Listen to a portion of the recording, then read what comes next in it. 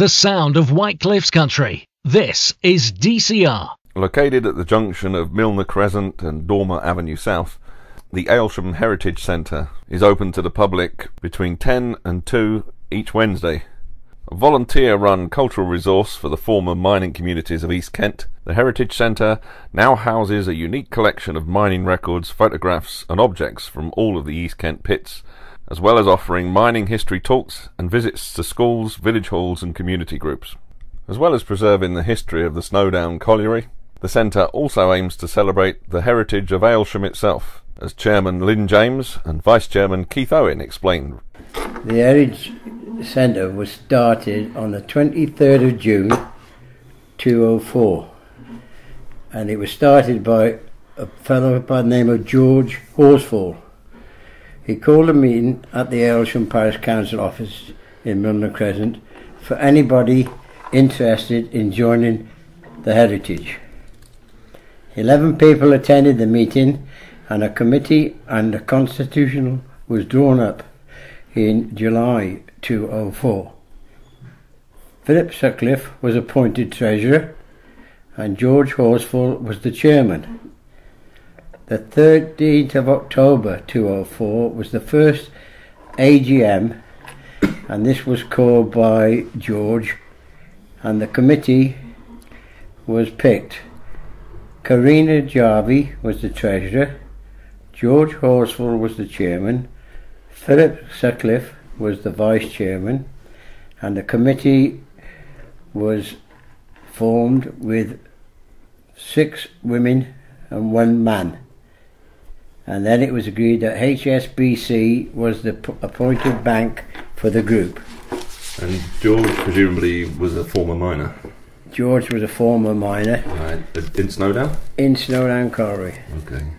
And whereabouts is this historically? It's 2004. How long is that after the colliery closed? The colliery closed in 87, wasn't it? Right. Yeah, the colliery closed 87, yeah. So it's quite a few years afterwards. Yeah.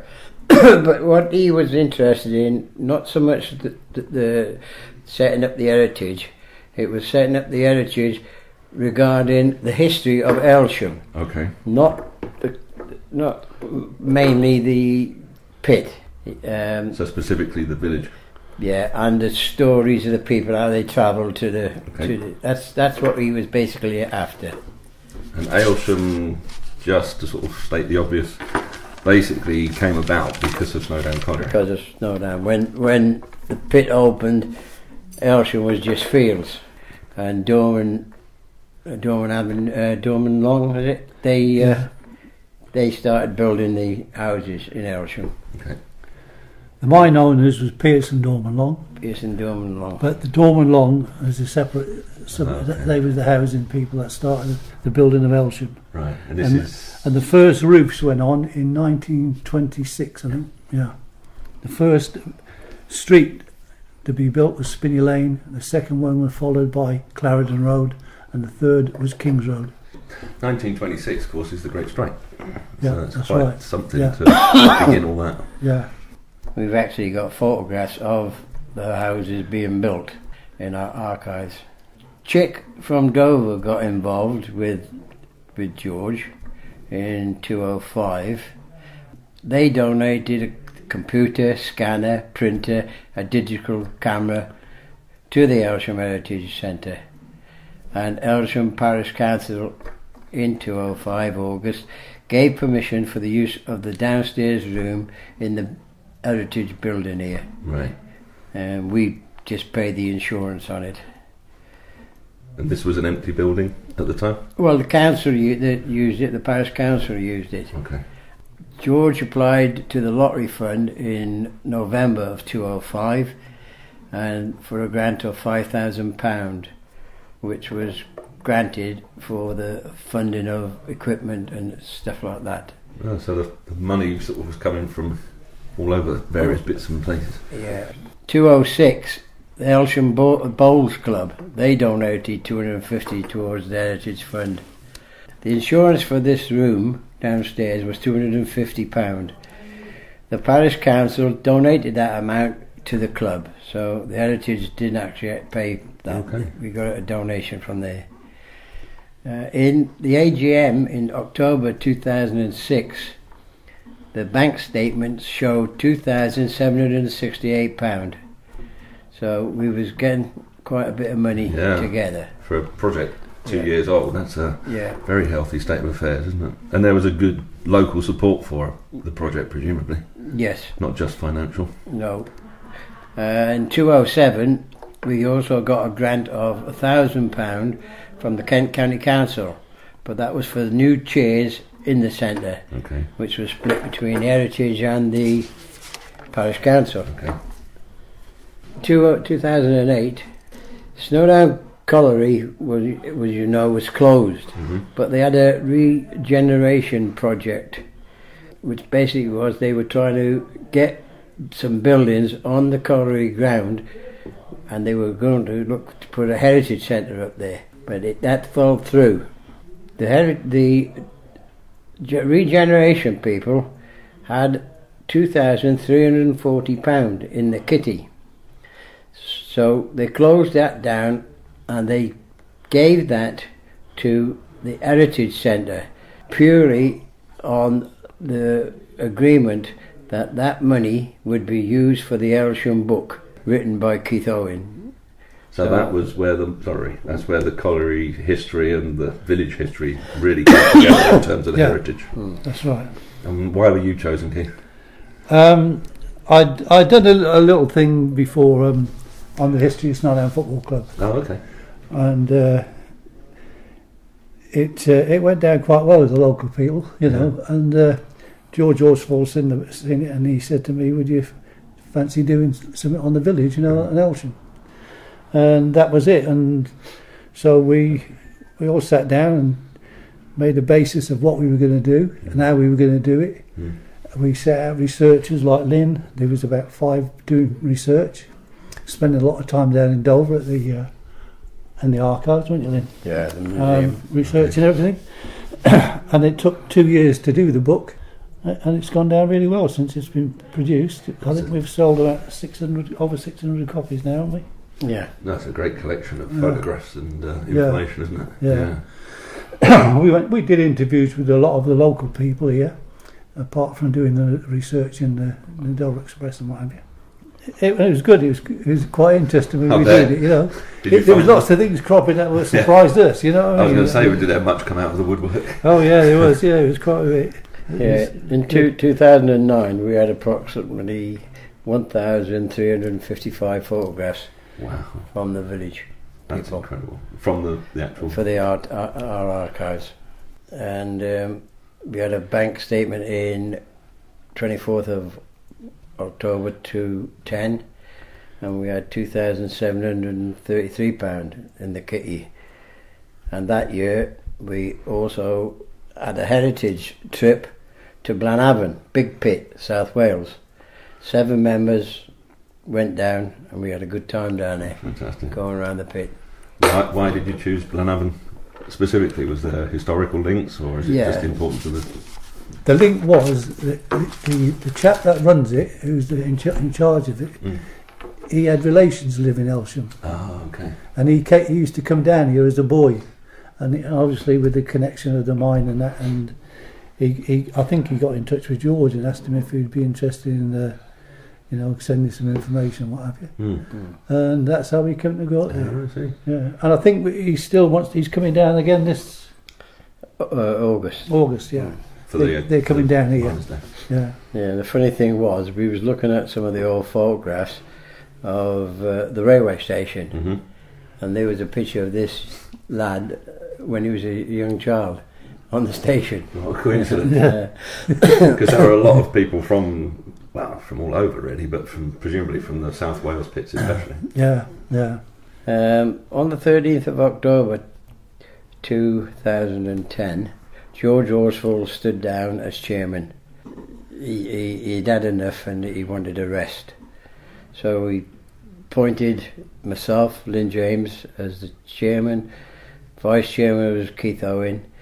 The treasurer was Karina Jarvie, and the secretary was Betty Madden. 2011, we had a grant off Derek Garrity, the Workshop Trust Fund. He donated £700 for the Heritage Fund.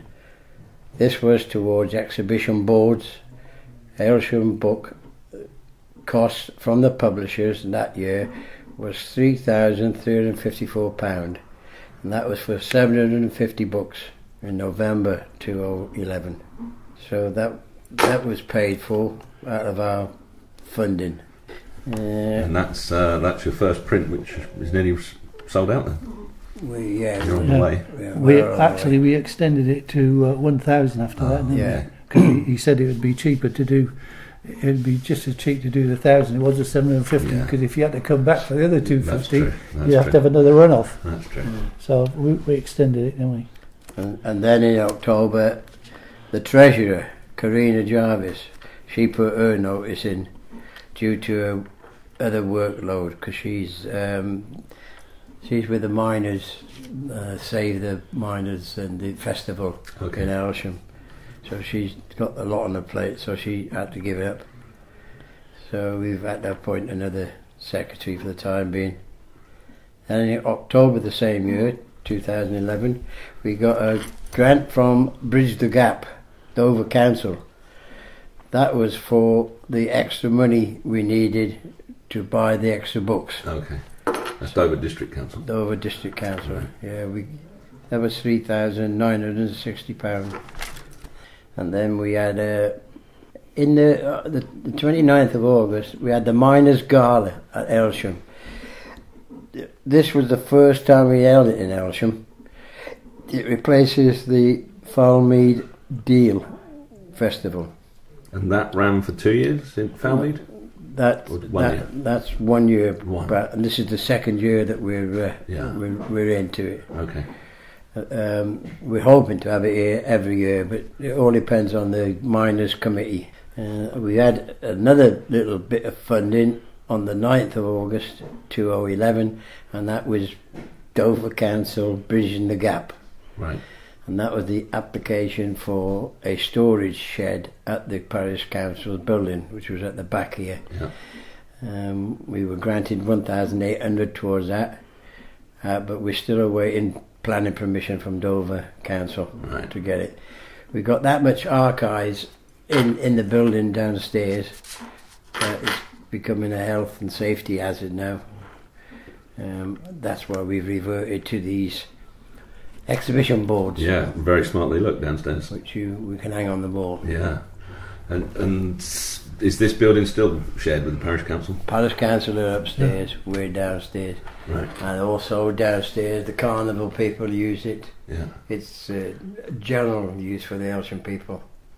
Right. We have a meeting once a month on a Wednesday, and it suits us at the moment. Yeah. Well, it's obviously a proud heritage to the community as much as anything. We've got 50 children from France come in end of May. Oh, right. They want us to show them a film and give them a talk regarding the band and the choir. That's going to be held at St Peter's Church. And then we've got the big festival in November, which is 100 years since they raised the coal. First coal come out of Snowdown in 1912. So there's going to be quite a festival in November. So if that happened in 1912, that would have been local miners, presumably, or were they bringing people in even then? You found that nearly all the people underground, down the mines, were people away. You never found many Kent people working underground. Yeah, right. Quite a few of them worked on pit top. Yeah. But most of the underground workers were ex-miners from Wales, Yorkshire, Durham, Scotland, everywhere.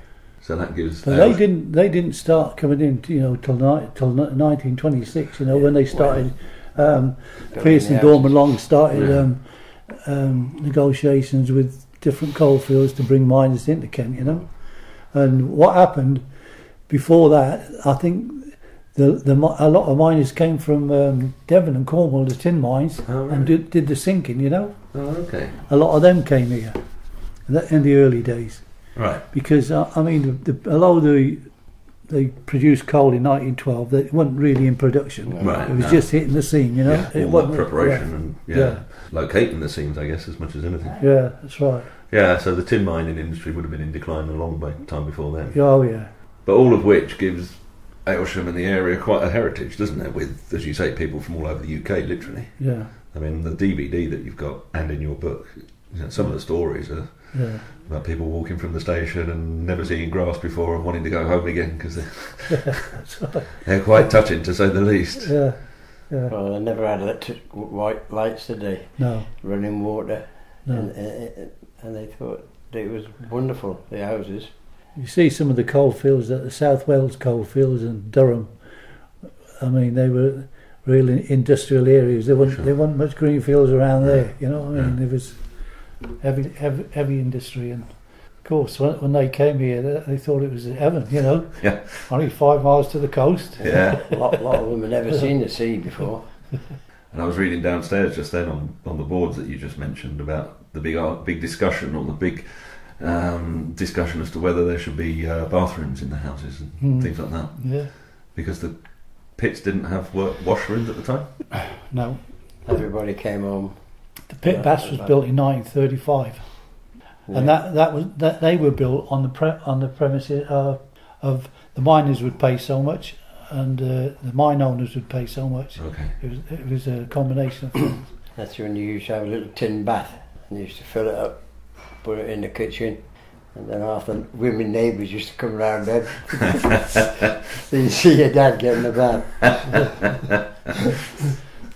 So Aylesham grew fairly quickly, I guess. I mean, you mentioned the 3 roads just as a beginning. Yeah. But then it grew rapidly, I guess. It did, yeah, it did. They were the first three to be completed, where miners moved into, you know. Actually, the first lot of miners that came here were from Durham. There was quite a big influx from Durham that come here. I mean, I can name, and I've had people name a lot of people that was in Clarendon Road, like the second road built, and about 90% of them were Geordies. Okay. And then you had the Welsh contingent following that. Yeah. And did they integrate, do you think? After a while. They were boundary marks, you know, I suppose. It would be. Yeah, that's right. And how about shops and things like that? How soon did they arrive? They didn't come till 1927, I think. Okay.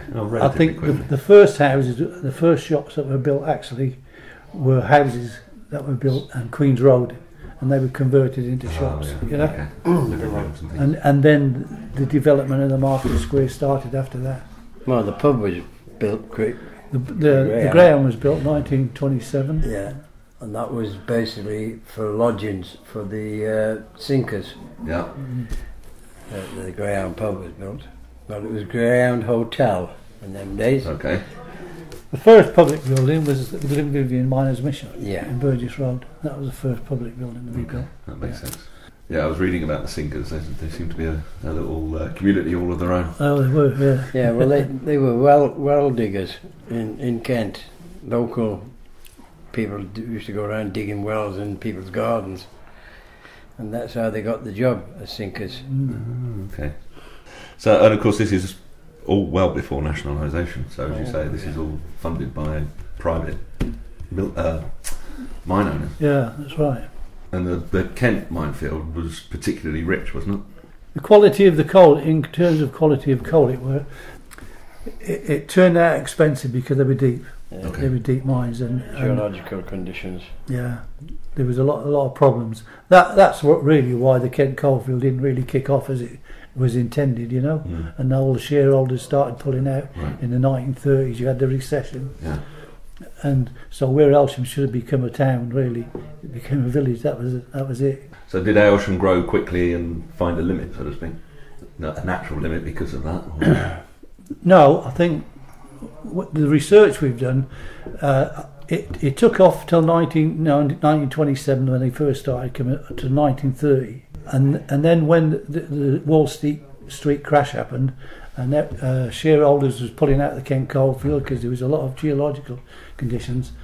The pits that was in operation went on a 3-day week, Right. You know what I mean? It was sort of cut down to 3 days a week. So a lot of the miners that were working in the pits in 1930s that come from Durham or South Wales, living here, were going out into the fields to work on the farms to bring that extra income in, you know. And it wasn't really until 1939, when the outbreak of war was going to come, that it went back on full production, and then everything took off again.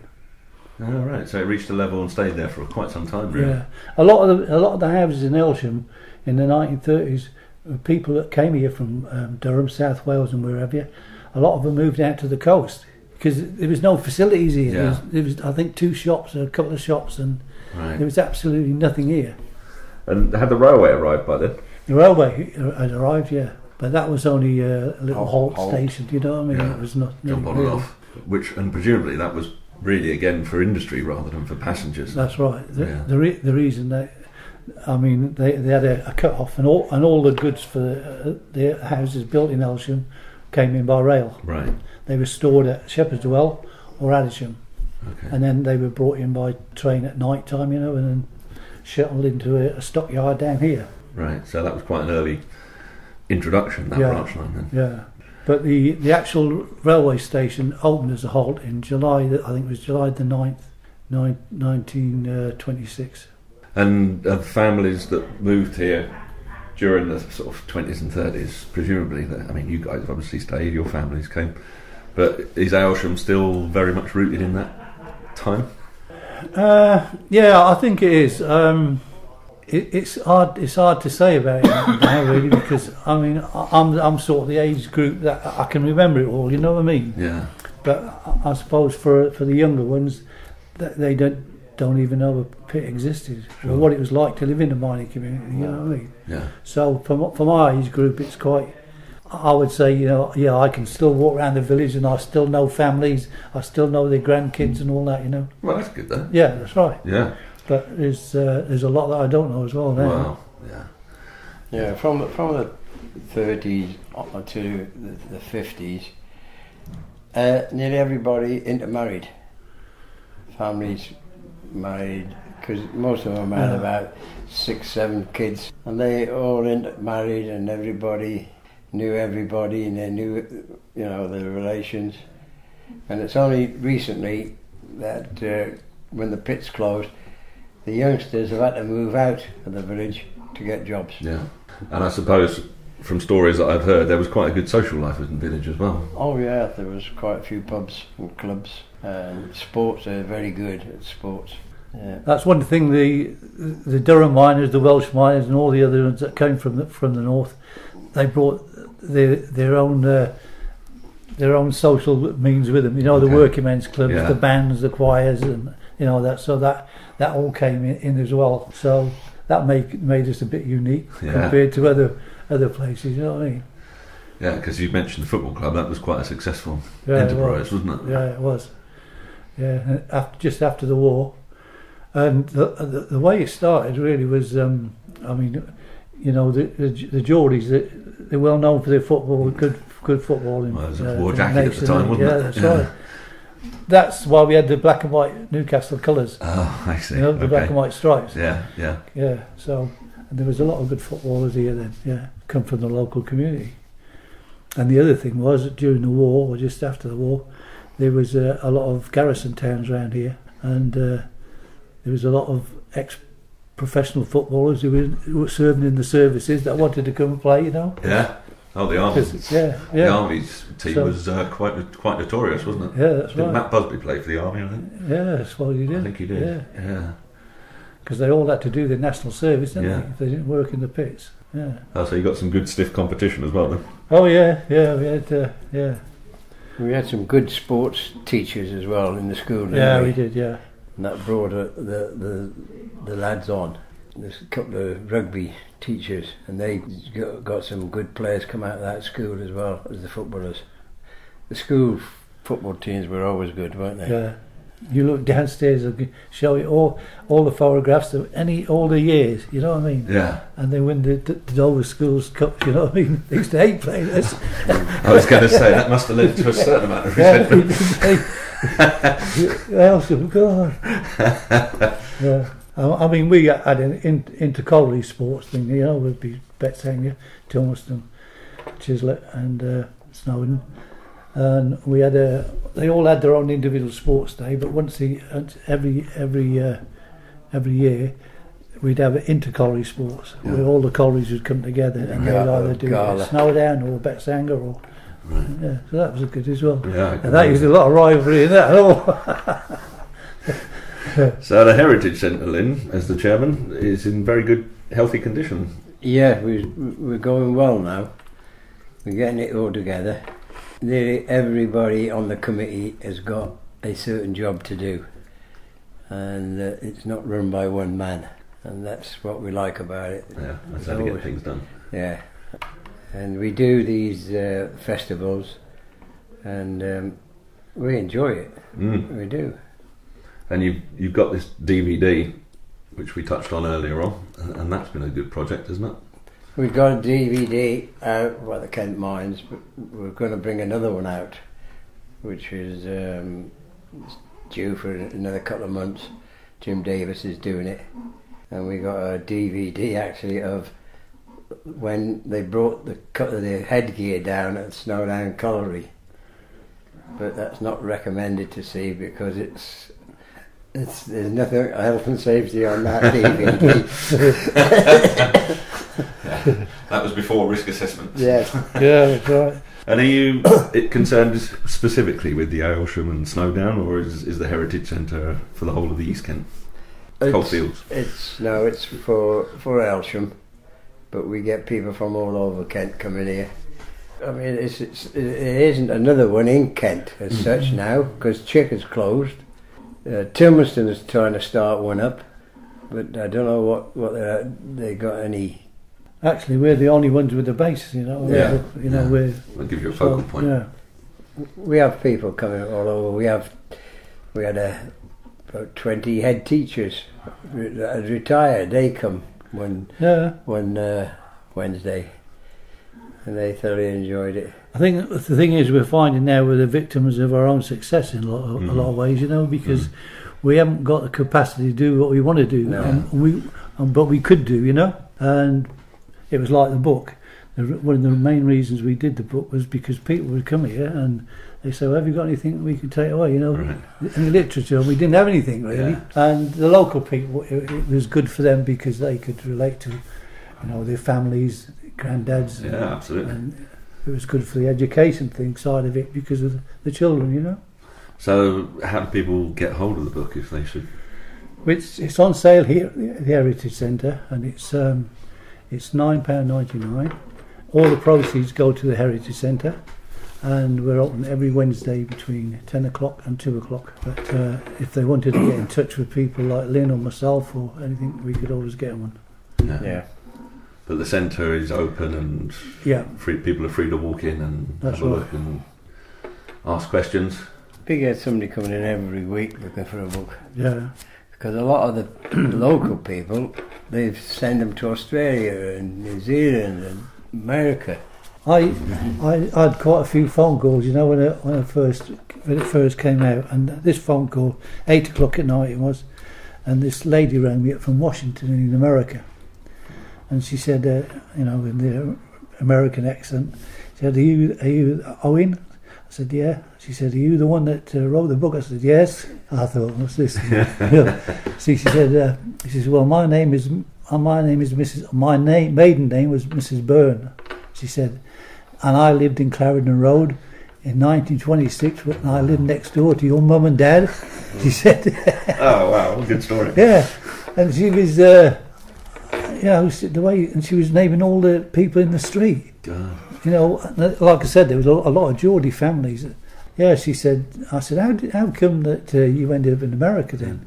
She said, well, I met up with a Canadian serviceman. He was over here and he was doing a lot of nuclear research because I think he was a scientist. Okay. You know, and when he came out of the force, they went to live in America.